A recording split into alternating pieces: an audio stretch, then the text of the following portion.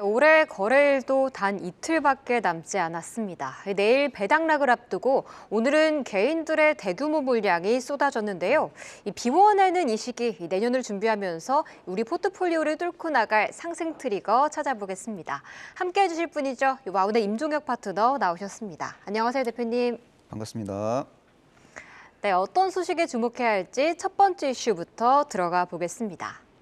제약바이오주들 연말 달라진 모습을 보여주고 있는 만큼 이젠 관심 가져볼까라고 생각하시는 분들 많으실 텐데요.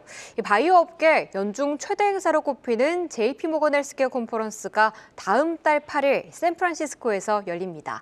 이벤트를 앞두고 이 관련주 총 정리하는 시간 오늘 가져보겠습니다. 대표님, JP모건 헬스케어 어떤 행사인가요? 예, JP모건 헬스케어 컨퍼런스는 빅파마뿐만 아니라 글로벌 제약 바이오, 사이즈가 작은 기업 그리고 바이오 벤처 기업까지 이제 총 출동해서 파이프라인을 뽐내는 자리라고 이제 보시면 될 것 같고요. 그리고 차세대 치료제 방향성이 이제 제시가 되는 아주 의미 있는 그런 이벤트라고 이제 보시면 될 것 같습니다. 그래서 다양한 기업들이 R&D 성과를 공유하면서 기술 협력과 기술 이전 등을 이제 논의하는 이제 자리라고 보시면 될 것 같고요. 글로벌 그 3대 상반기 그 3대 그 바이오 핵심 이벤트가 이제 JP모건 헬스케어 컨퍼런스 그리고 미국 아마케 그리고 미국 임상종합학회인데 이 세 개의 핵심 이벤트 중에서 가장 먼저 스타트 라인을 끊는 게 JP모건 헬스케어 컨퍼런스이기 때문에 이 컨퍼런스에 참여해서 파이프라인 가치를 이제 부각시킬 수 있는 몇몇 소수의 기업들을 예의주시할 필요가 있다라고 저는 보고 있습니다. 네, 스타트 라인을 끊는 행사다라고 말씀해 주셨는데요. 여기서도 새로운 파트너를 찾을 수 있는 만큼 과거에 이 컨퍼런스를 통해서 기술 이전에 성공한 사례도 또 있을까요? 맞습니다. 과거를 알아야 미래를 알 수 있다라고 저는 이제 보고 있거든요. 그래서 과거에 성공적인 기술 이전 케이스를 좀 참고해 보실 필요가 있는데 2025년도에 한미약품이 랩스커버리라는 약효 지속형 플랫폼 기술을 소개한 적이 있어요. 그리고 나서 이제 사노피의 대규모 기술 이전에 성공했던 그런 케이스가 이제 존재하고요. 그리고 유한양행은 과거에 오스코텍이라는 기업으로부터 그 레이저 티닙의 비소세포 폐암 치료제 레이저 티닙 기술을 이제 도입한 후 본인이 이제 임상을 하고 난 다음에 그 초기 결과를 JP모건 헬스케어 컨퍼런스에서 이제 공개를 했는데 존슨앤존슨의 자회사 얀센이 매력을 느끼고 기술을 이제 도입을 했습니다. 그래서 대규모 기술 이전이 이제 실제로 이제 체결이 됐고요. 그리고 대한민국 이중항체 치료제 플랫폼 기술의 최강자라고 할 수 있는 ABL 바이오도 JP모건 헬스케어 컨퍼런스 등의 학회 활동을 통해서 파킨슨병 적응증의 이중항체 치료제를 사노피에 대규모로 기술 이전에 성공할 수 있었습니다. 네, 과거 한미약품, 유한양행, ABL 바이오까지 짚어주셨는데요. 그렇다면 이 내년에 JP모건 헬스케어 컨퍼런스에서 발표를 진행할 예정인 기업도 공부해봐야겠죠? 어떤 회사들이 있을까요? 자, 삼성바이오로직스는 메인 무대에서 이제 발표를 이제 할 예정인데 그 동사는 이제 글로벌 바이오 의약품 위탁 개발 생산 사업 분야의 그 최강자라고 이제 보시면 될 것 같고요. 내년에는 ADC 그 치료제 위탁 개발 생산 사업을 어떤 식으로 강화할지에 대한 구체적인 플랜이 아마 JP모건 헬스케어 컨퍼런스를 통해서 이제 공개가 될 가능성이 높아 보이고요. 그리고 셀트리온 같은 경우에는 서정진 회장이 직접 프레젠테이션을 이제 진행할 예정이고요.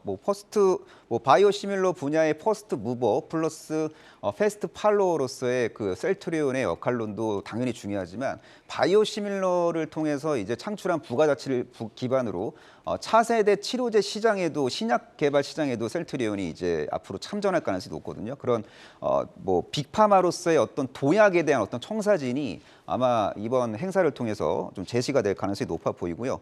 유한양행은 이제 렉나자를 이제 블록버스터급 그 비소세포 폐암 치료제로 이제 육성하기 위한 어떤 플랜 등이 아마 이번 컨퍼런스 통해서 이제 제시가 될 것 같고요. 그리고 SK 바이오팜 같은 경우에는 뇌전증 치료제 세노바메이트를 상용화시켰고 세노바메이트를 이제 중심으로 한 어떤 성장성 확보 전략 등이 이제 제시가 될 거고요. 세노바메이트 외에 다양한 파이프라인도 이제 소개가 될 것으로 기대가 되고 있습니다. 롯데바이오로직스는 이제 비상장 기업인데 이 롯데바이오로직스의 최대 주주가 이제 상장 기업 롯데지주거든요. 예, 그 롯데바이오로직스는 삼성바이오로직스처럼 바이오 의약품 위탁 개발 생산 사업을 이제 앞으로 공격적으로 이제 진행을 하게 될 가능성이 높고 어떤 식으로 공장을 이제 송도에 이제 구축을 할지에 대한 그런 마스터 플랜 등이 아마 공개가 될 것으로 기대가 되고 있습니다. 그리고 끝으로 에이프릴 바이오 같은 경우에는 반감기 증대 플랫폼 기술을 이제 보유하고 있는 그런 기업인데요. 이 플랫폼 기술의 우수성을 적극적으로 홍보할 것 같고요. 이들 기업 외에 다양한 기업들이 참여하지만 그냥 뭐 이렇게 소수의 종목으로 좀 추려봤습니다. 네, 대표님 총 6가지 종목들을 이렇게 짚어주셨는데 그 안에서 대표님 마음에 가장 마음에 든 종목은 어떤 걸까요? 그러니까 저는 마음에 든다는 개념이 뭐냐면은 좀 본인이 잘난 거 본인이 모르는 기업인데요. 일단 주가가 겸손한 종목들이 있잖아요. 그러니까 현재 눌림목을 만들고 있고 아직 덜 오른 종목을 선정해봤습니다. 롯데지주. 사람들이 롯데지주를 그냥 롯데그룹 그 먹이사슬 구조의 최상단에 있는 지주회사 정도로 이해하고 있는데 이 기업이 알고 봤더니 롯데바이오로직스라는 똘똘한 그 비상장 바이오 기업의 지분을 80%나 보유하고 있어요. 근데 이 롯데바이오로직스 같은 경우에는 그 BMS의 이제 공장을 이제 인수함으로써 아주 빠른 속도로 그 CDMO 바이오 의약품 위탁 개발 생산 시장에 이제 침투할 수 있었고 그리고 인천에 지금 공장을 이제 짓고 있는데 인천 송도 1공장은 아마 2025년도에 완공이 될 것 같고요. 이 공장 같은 경우에는 2027년 그리고 상공장은 2030년도에 완공이 됨으로써 이제 그 신규 공장 완공 스케줄에 맞춰서 적극적인 선수주 활동을 할 것으로 이제 기대가 되고 있습니다. 그래서 비상장 기업 롯데바이오로직스와 관련된 스토리를 상장 기업인 롯데지주가 흡수하는 구조고요. 그리고 향후에 대규모 자금 조달을 하기 위해서 롯데바이오로직스 상장 이슈가 이제 부각이 된다면은 또 이제 롯데지주의 그 롯데바이오로직스 지분 가치가 이제 부각이 될 수도 있다라고 이제 보고 있습니다. 롯데지주의 기술적 측면에서의 1차 목표가는 한 32,000원 정도로 이제 설정하겠고요. 32,000원 돌파와 안착에 성공하면은 2차 목표가를 그때 가서 이제 설정하면 좋을 것 같습니다. 그리고 손절가는 27,700원을 위협하거나 이탈할 때 손절하는 전략을 추구하시면은 좋을 것 같습니다. 네, 겸손하게도 시장에서 덜 알려져 있는 롯데지주를 눈여겨보자라는 의견 들어봤습니다. 이어서 다음 이슈로 넘어가 보시죠. 세계 주요국들의 우주 탐사 경쟁 갈수록 뜨거워지고 있습니다. 네로라는 민간 기업들이 열을 올리고 있는 가운데 세계 최초로 달 착륙에 성공할 주인공은 누가 될 수 있을까요? 내년을 준비하면서 우주항공 관련주의 유망 종목 찾아보겠습니다. 대표님, 사실 우주항공이 이렇게 막 와닿는 섹터는 맞아요. 아니잖아요. 그럼에도 이 관련 내용을 주목해야 하는 이유가 특별히 있을까요? 자, 일단 우주항공 테마주가 겸손해요. 일단 시장의 주도 테마 트렌드에 이제 편입이 안 돼 있어갖고 올라간 종목이 거의 없습니다. 그래서 좀 역발상 투자를 좋아하시는 분들은 지금부터 우주항공 테마주를 예의주시할 필요가 있다라고 저는 보고 있습니다. 미래를 보는 통찰력이 있어야 주식으로 큰 돈을 버는데요. 이미 급등한 종목 추격 매수 해봐야 뭐 그냥 트레이딩 관점으로 수익을 추구하는 거지 큰 수익을 추구하는 데는 좀 한계가 있다라고 저는 생각하고 있습니다. 자, 내년도 상반기에 우주항공 테마주에 주목을 해야 되는 이유를 제가 간단하게 이제 정리해드리겠습니다. 미국의 민간 우주 기업 2곳이 달에 무인 우주선을 이제 발사를 할 예정인데 일단 아스트로 로보틱이라는 상당히 생소한 기업이 내년 1월에 우주선을 이제 발사를 할 예정입니다. 달 착륙선이고 유인이 아니라 무인 우주선이라 이해하시면 될 것 같고요. 그리고 또 인튜티브 머신이라는 생소한 기업도 내년 2월 달에 우주선을 달을 목표로 해서 이제 발사할 예정입니다. 일단 아스트로 로보틱이 이제 먼저 이제 우주선을 쏘아올리는 구조지만 누가 먼저 달에 착륙할지는 알 수는 없습니다. 왜냐하면 여러 가지 변수가 있기 때문에 그런 거고요. 그 발사 일정도 뭐 약간 뒤로 미뤄질 수도 있고 다양한 불확실성은 있지만 그래도 달 착륙과 관련된 어떤 재밌는 이슈가 내년 상반기 중으로 이제 도출이 될 가능성이 높다라는 거를 기억하시면 좋을 것 같습니다. 이번 달 착륙 경쟁 스토리는 우주 발사체 기업들의 경쟁으로도 연결이 될 수 있습니다. 아스트로 로보틱은 로키드 마틴과 보잉의 합작사인 ULA의 그 로켓을 이용한다고 이해하시면 될 것 같고 인튜티브 머신은 일론 머스크가 설립한 스페이스 X의 로켓을 이용을 할 예정입니다. 달 착륙 결과가 긍정적으로 만약에 도출이 이제 된다고 가정을 할 경우에는 ULA와 스페이스 X의 우주 발사체 시장에서의 어떤 역할론이 크게 대두가 될 수 있고 또 대한민국 우주항공 테마주들의 투자 심리를 이제 긍정적으로 자극하는 촉매제 역할을 하게 될 가능성이 저는 높다라고 이제 보고 있고 또 나사가 아르테미스 프로그램을 통해서 다양한 이제 지원을 하고 있고요. 아르테미스 프로젝트를 통해 갖고 달에 유임 탐사선을 보내고 달의 우주 정거장을 건설하는 그런 빅피처가 이제